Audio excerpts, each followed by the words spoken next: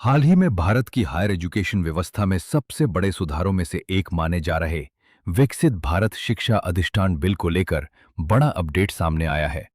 संसद की joint parliamentary committee ने इस बिल का समर्थन किया है, लेकिन साथ ही कई महत्वपूर्ण सेफगार्ड्स जोड़ने की भी सिफारिश की है। अगर यह कानून बनता है तो दशकों से हायर एजुकेशन को नियंत्रित कर रही यूजीसी, एआईसीटीई और एनसीटीई जैसी संस्थाओं की जगह एक नया यूनिफाइड रेगुलेटरी फ्रेमवर्क काम करेगा। यानी अलग अलग रेगुलेटर्स के बजाय एक समन्वित व्यवस्था बनाई जाएगी, जबकि मेडिकल और लीगल एजुकेशन इससे बाहर रहेंगे। इस नए ढांचे में तीन अलग अलग काउंसिल्स होंगी। पहली रेगुलेशन काउंसिल, जो नियमों और कंप्लायंस की निगरानी करेगी। दूसरी एक्रेडिटेशन काउंसिल, जो यूनिवर्सिटीज और कॉलेजेस की क्वालिटी असेसमेंट करेगी। और तीसरी स्टैंडर्ड्स काउंसिल, जो एकेडमिक स्टैंडर्ड्स तय करेगी। सरकार का कहना है कि इससे अप्रूवल प्रोसेस आसान होगा, नियमों की दोहराव वाली व्यवस्था खत्म होगी और यूनिवर्सिटीज को कम कागजी प्रक्रिया का सामना करना पड़ेगा। लेकिन सबसे बड़ा सवाल है, क्या इससे यूनिवर्सिटीज की ऑटोनॉमी प्रभावित होगी? इसी चिंता को देखते हुए जॉइंट पार्लियामेंट्री कमेटी ने कई अहम सेफगार्ड सुझाए हैं।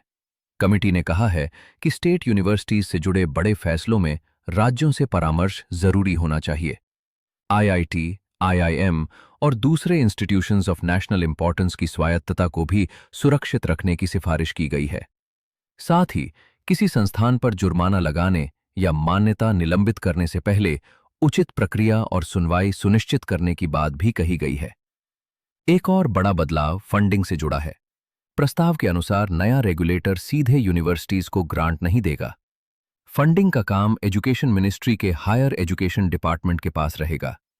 समर्थकों का मानना है कि इससे रेगुलेशन और फंडिंग अलग अलग रहेंगे, जबकि आलोचकों को आशंका है कि इससे सरकारी नियंत्रण बढ़ सकता है।